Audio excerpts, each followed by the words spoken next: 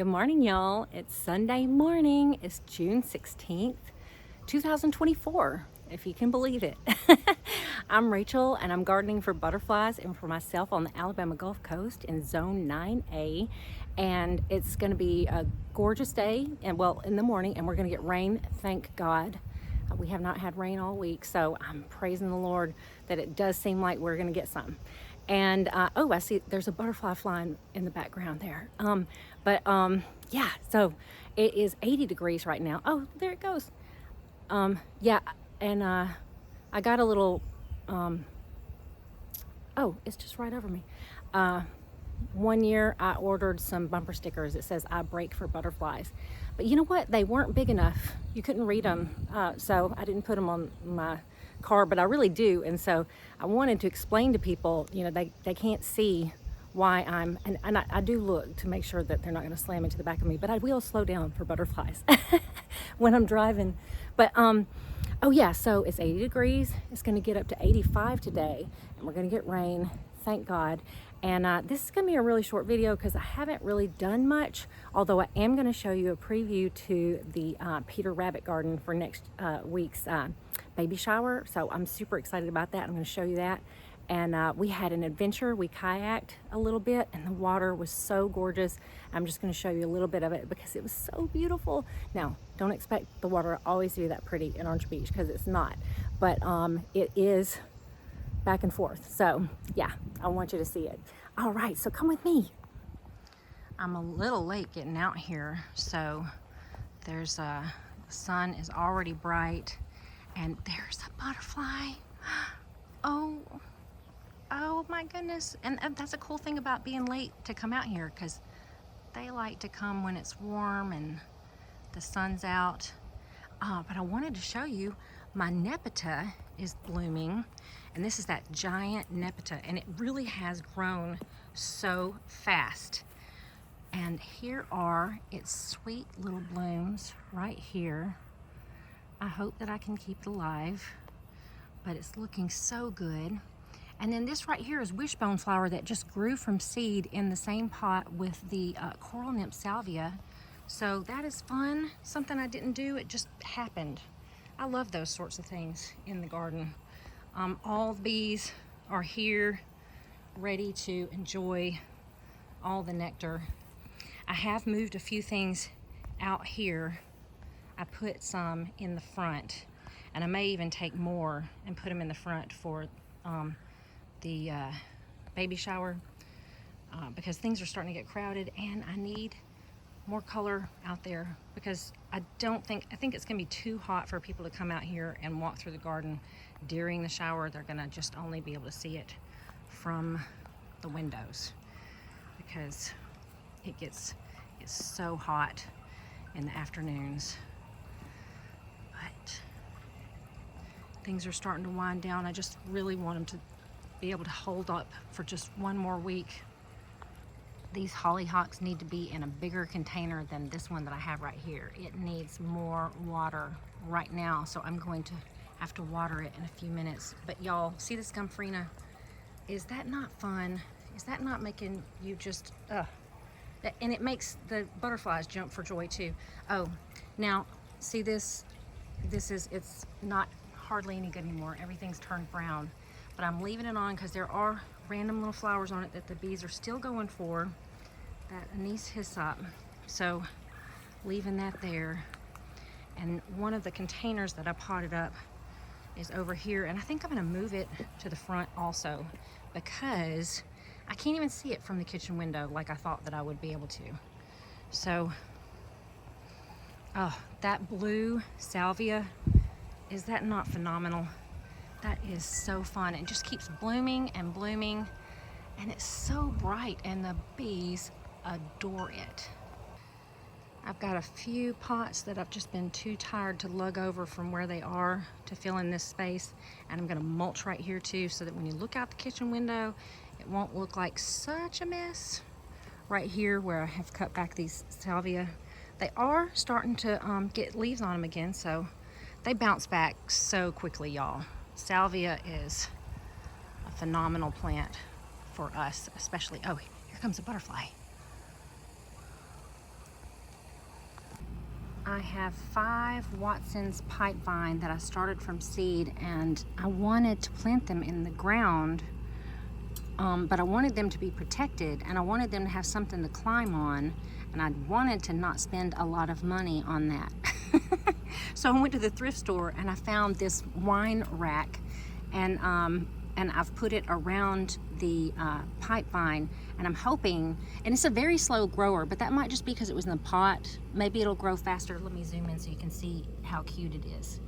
So I've got 2 right here, and I'm hoping that they will grow. I think what I'll do, this just doesn't really go with my gardening aesthetic. I might get some clippers and like clip these off, but hopefully this will keep the armadillos from digging them up, keep them safe. And it only cost $5 compared to, say, I don't know, $50. I don't even know what they want for things like this, actual things at the garden store, but I'm sure it's a lot.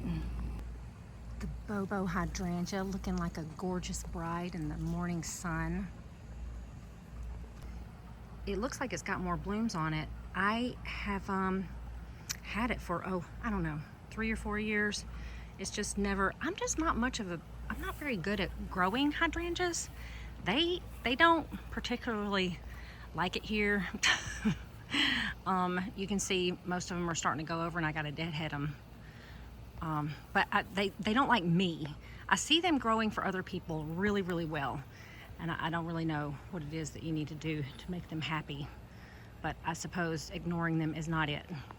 I've moved my pipe vine to the front of the yard because this gets morning sun. It said they like morning sun and afternoon shade. So I've got it over here in this little corner where that's exactly what it'll get.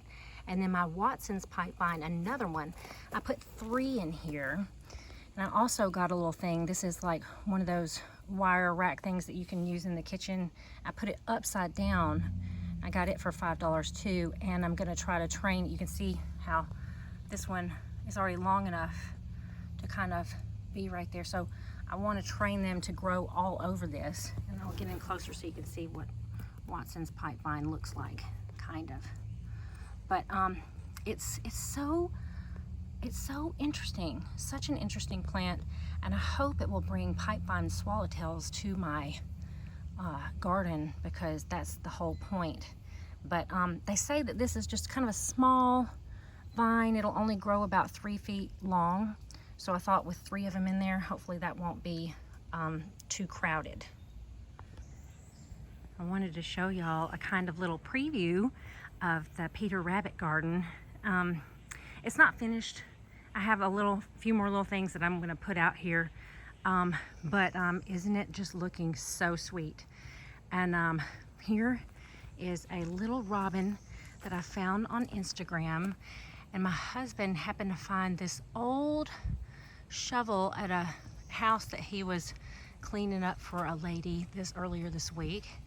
And then, of course, the little picket fence I got at Lowe's, and the rabbit I borrowed from my mother-in-law, which I just love it so much. She bought it as a gravestone for a precious, precious doggy, and she let me borrow it. That was so sweet of her.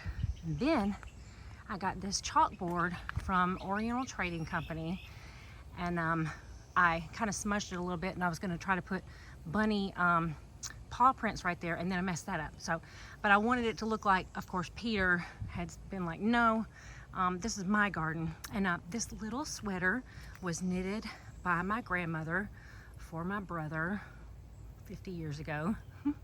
And then these shoes are my baby shoes. So I just think that that is just so sweet and it's come together so well. And then over here, I have put in the potted plants that I did, some of them containers from last week. And I want this to be full. I'm still experimenting with it. I've put in a bunch of the coleus that are just in little pots, and that's kind of sticking out a little bit to me, but those containers are looking great. So here's one of them that's like filling out. There's a little bit of a disappointment from one of these containers, so this one looks really fabulous too. But then the vinca And I had another vinca that I planted in the ground, and it did this, and I thought that it got dried out. But look, this one's doing it too, and I know this one's not dried out. So I don't know what is hitting it, what has caused it to be like that. But this is way more fun. I can hardly see gravel now. And I haven't planted these in the ground. I've just kind of placed them kind of with the other things that are in the ground. So it looks full. And that's looking pretty. This Anise hyssop is finally getting some blooms on it, and I'm excited about that because I just didn't know if it was ever gonna do it. Other things that I've got to do over here to get ready is I think I'm gonna pull a few more potted things from the backyard to fill in some of these spaces that are empty. There are a lot of vinca and a lot of more zinnias that are coming up in these empty spaces, but I know it won't fill out by next week. And then I'm gonna deadhead these zinnias so that just the pretty ones are showing. But isn't that just getting so full and lush? And there are coneflowers back there that are started from seeds. So I'm feeling a little better about how things are gonna look for the party next Sunday. Isn't that little birdie just the most darling though? I did think about like buying some vegetables and putting them out here to make it look like it's a vegetable garden, but you know, it's so hot they would just get wilty and icky, so I'm just gonna keep it at stuff that doesn't mind the heat and actually loves the heat. We found a coconut at the beach, and I think I'm gonna try to plant it. They said to soak it for a few days and then plant it point side down in a somewhat moist, easy flow, draining soil, and a third of the way down. And it takes 4 months for it to sprout, so we'll see if we can have a coconut tree. Wouldn't that be cool? All those caterpillars from the fennel that I bought a couple of weeks ago are getting so big. Here's one of the tiniest ones. It probably was an egg when I bought the fennel, but this is an old one that I had to take out of a container, so it's looking gross, but it looks like he's planning on making a chrysalis on that. I did not put sticks in here as I should have, and so they're making chrysalises on the container, but I'm just gonna have to be okay with that. With this chrysalis right here, I'm going to cut it off and tape it to the container also.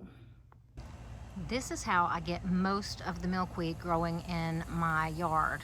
I just have it blown around, the seeds blown around right here. I've been seeing them go everywhere, and they land wherever they want to and they grow wherever they want to.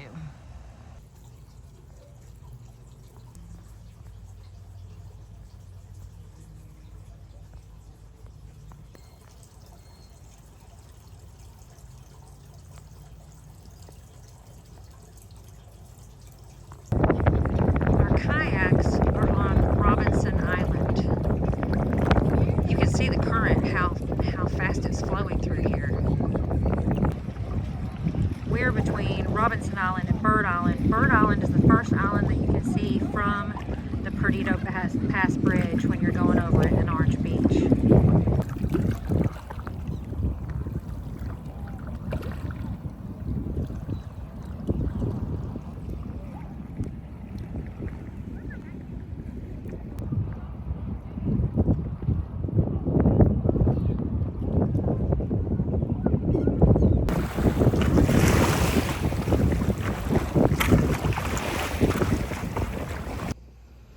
Thank y'all so much for coming along with me on my tour of my garden.